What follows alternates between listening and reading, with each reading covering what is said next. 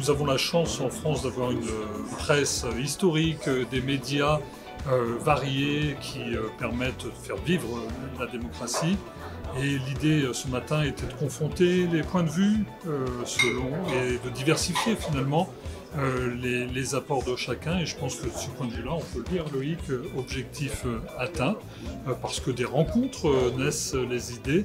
Et c'était tout l'intérêt de cette matinée que de faire émerger de nouvelles pistes de financement de l'information des médias pour contribuer, il ne faut pas se le cacher, aux états généraux de l'information qui se poursuivent actuellement. Tout à fait, je crois que c'est l'objet tant de la Villa Numéris que de The Good Advertising Project, de think tank, que d'organiser des débats qui ne soient pas dans l'entre-soi, mais qui confondent véritablement les points de vue en phase avec les enjeux de l'actualité. Et donc, comme le disait David, l'actualité, c'est les états généraux de l'information. Et aujourd'hui, on a pu regarder en particulier les enjeux en termes de modèle économique, donc de publicité digitale et d'intelligence artificielle, qui sont au cœur de ces enjeux précisément.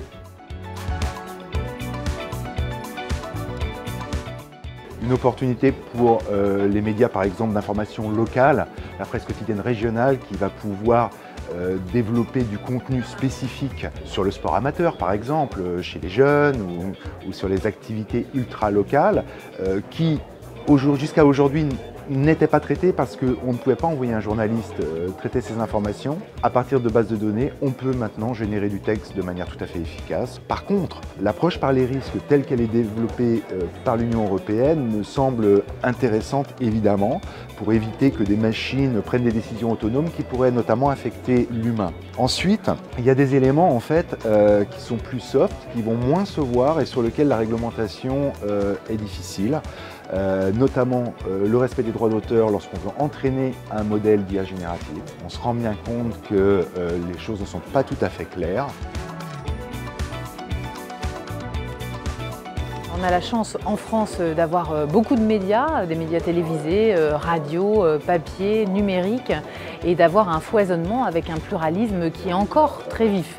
Après, on sait que la concentration des médias, les difficultés économiques des médias, le numérique, la transformation de l'usage des citoyens crée parfois une crainte de réduction de ce pluralisme. C'est aussi une opportunité, notamment en termes de modération des contenus, puisqu'il y a des solutions d'IA qui sont destinées à ça. Après, c'est sûr que l'IA peut représenter une menace pour l'information, notamment pour tout ce qui est deepfake, information, fausses informations. L'Europe est d'ailleurs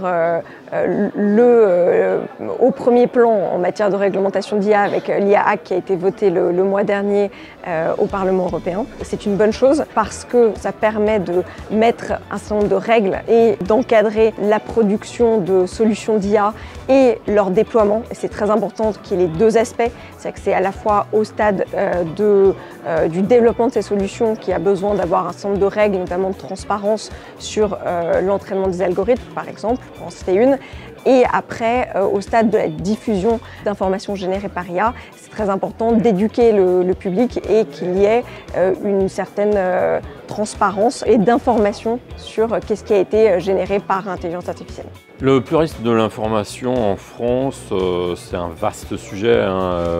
Ça se passe plutôt bien. Tous les jours, de nouveaux médias se créent, avec quand même cette difficulté, avec, j'allais dire, les anciens qui ont du mal à se renouveler, à innover technologiquement, innover en termes de marketing, innover en termes de produits. La formation des journalistes mériterait sûrement d'être plus poussée. La publicité est essentielle pour permettre aux médias d'exister, de se développer. Moi, je représente Loopsider, un média lancé sur les réseaux sociaux en images, uniquement sur les réseaux sociaux.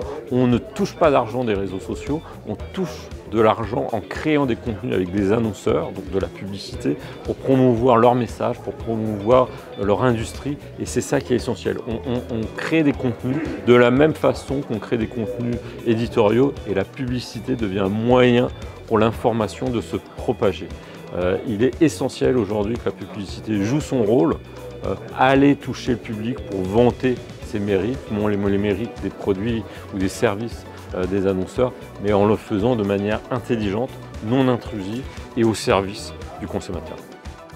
voit bien qu'il faut des moyens colossaux pour affronter la prochaine évolution liée aux intelligences artificielles et que les médias ne pourront pas le faire seuls dans leur coin. Et donc c'est bien de nouvelles géométries variables qu'il faut imaginer, des alliances, des consortiums et faire œuvre d'imagination.